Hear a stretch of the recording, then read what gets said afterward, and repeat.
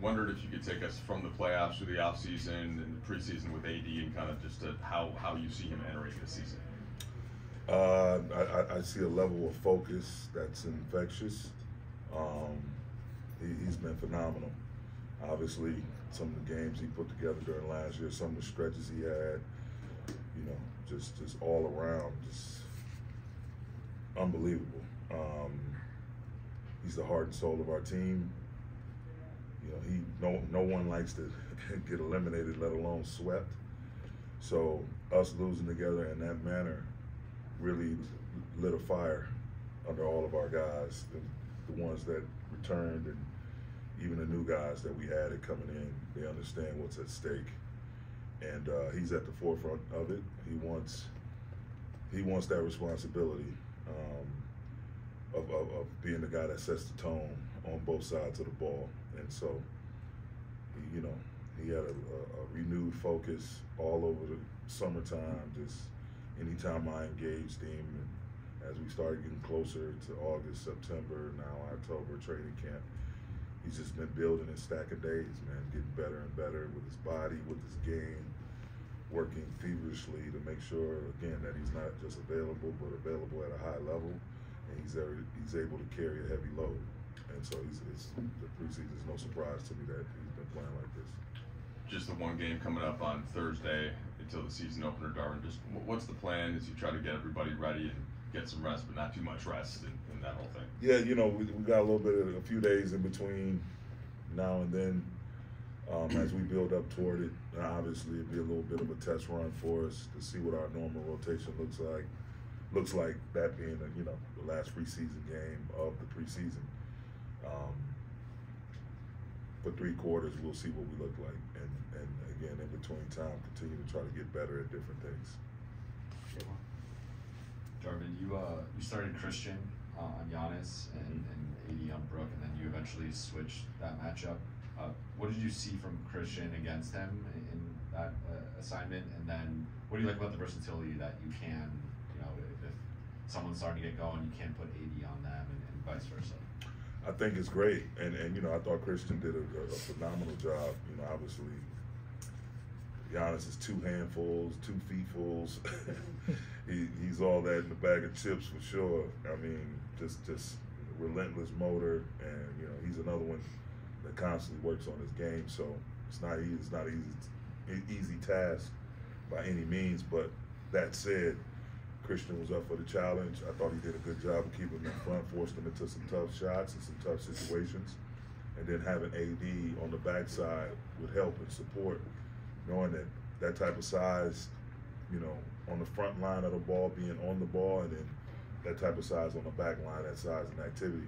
And then vice versa, when they would switch and AD was on Giannis and Christian is supporting it, we just create difficulty and it helps us protect our paint. But overall, I thought, outside of the defensive rebounding, I thought our defense was really, really good. What were your thoughts on Cam? He hasn't played in a while, but he looked pretty good. Man, Cam looks great. He's out there gassed a little bit, which is to be expected. But, he's another high-level player, skilled player, can shoot it, can guard, really competes on that side of the ball, the defensive side of the ball, able to handle, get downhill, finish. So it was good to see him out there tonight giving contributions, and look forward to seeing more of him. Darvin, I know you talked about this a little last week in practice of AD shooting 3-pointers. I think he had 2 tonight, took 2 tonight. Yeah. What's the thinking on him shooting more 3-pointers this year? And so is it for spacing? Is it just a weapon he can do? You want to empower him? What goes into that? No, I think, I mentioned it in the pregame presser. Just me really, I'll put a number on it, and just really believing in that number, and him like bet coach, let's do it. I just want him to be aggressive at all 3 levels and not hesitate, not think about it. And that was the beautiful thing. Although he only took 2, I think the beautiful thing about it was just he didn't hesitate. It was just second nature. He caught it, saw where he was, and let it fly. And that's more or less what I'm really trying to hit home with that message of him being more aggressive from beyond the arc. It's just him being more aggressive in general, and from all areas of the floor. because he's more than capable of attacking from various spaces, and the three-point line is one of them.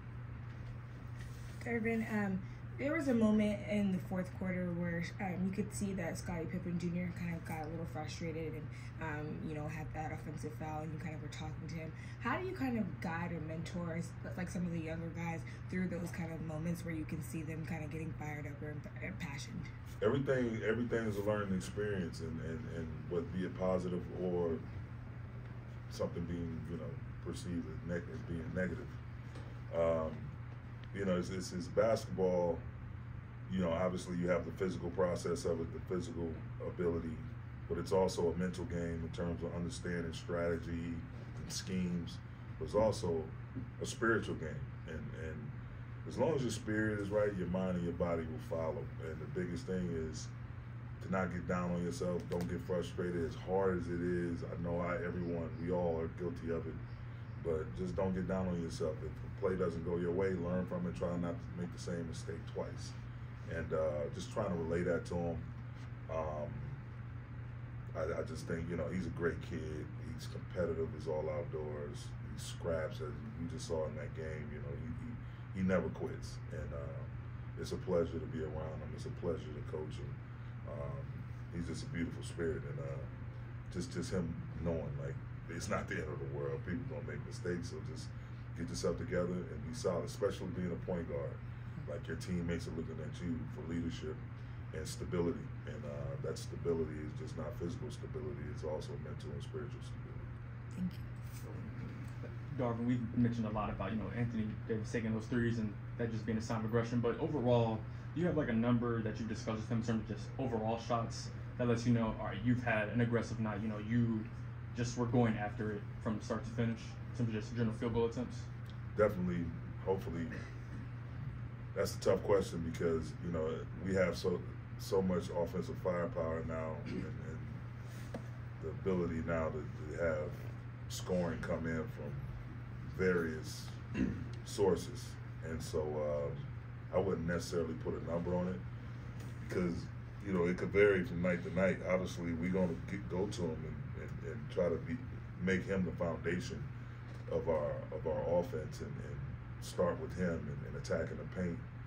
But when you look at Bron and AR and D'Lo, Torian, Rui, and just like, as long as we play the right way, it doesn't matter who gets the most shots. I just want us playing the right way, playing with the pass, and allowing each other to shine. And it just makes us that much stronger. Awesome.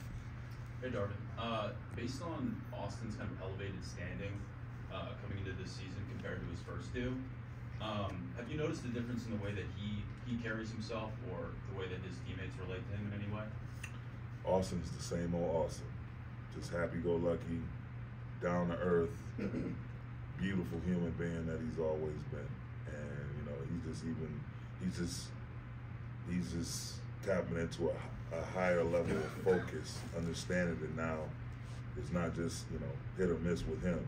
He's one of the individuals that we're going to depend on both sides of the ball to be there for us night in and night out and make an impact to help our team be successful. But, all of the things that's happened to him through the course of last year, him, rising to several occasions for us, both at the end of the regular season and in the playoffs. His summer he had with Team USA, still the same kid, and that's the thing I love about him, man. One of the most beautiful people to be around, talk to, all of that, and he's not afraid to tell Taylor Swift no. What a mic drop right